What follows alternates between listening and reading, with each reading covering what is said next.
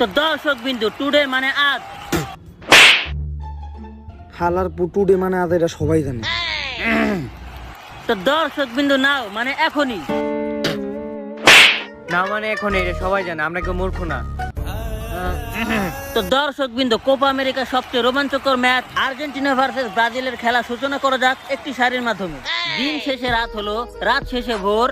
এই খেলার যে সূচনা করতেছে সে হলো একটা মাদা। আস্তে আস্তে এটা একটা ইন্টারন্যাশনাল খেলা।